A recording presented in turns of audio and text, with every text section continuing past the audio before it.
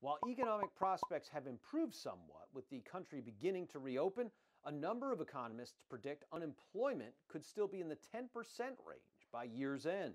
There's just people who just don't have a job to go back to. Connecticut Congressman Joe Courtney outlined some of the help that could be on the way with the $3.5 trillion HEROES Act that the Democratic controlled House of Representatives passed last month.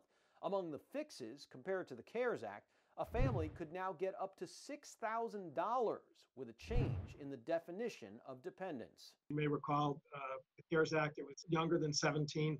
It left out the dependents who are kids in college who can go up as high as 21. The House version of the HEROES Act also has a new provision to help people who are laid off and struggling with something called COBRA so they can keep getting health care through the insurance they had at work.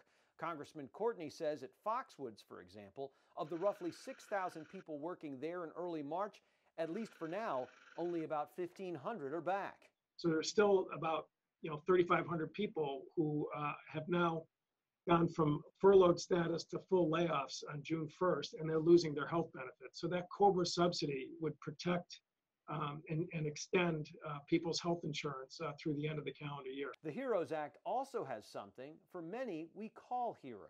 Sort of to recognize all the frontline workers, first responders, the people who have been out there in the middle of the pandemic in March and April, to sort of recognize their efforts with sort of a hazard pay. The HEROES Act still has a long way to go. The GOP-controlled Senate and the Trump administration have yet to introduce their versions of the bill, although it is said they are warming up to the idea as the economy remains in recovery mode.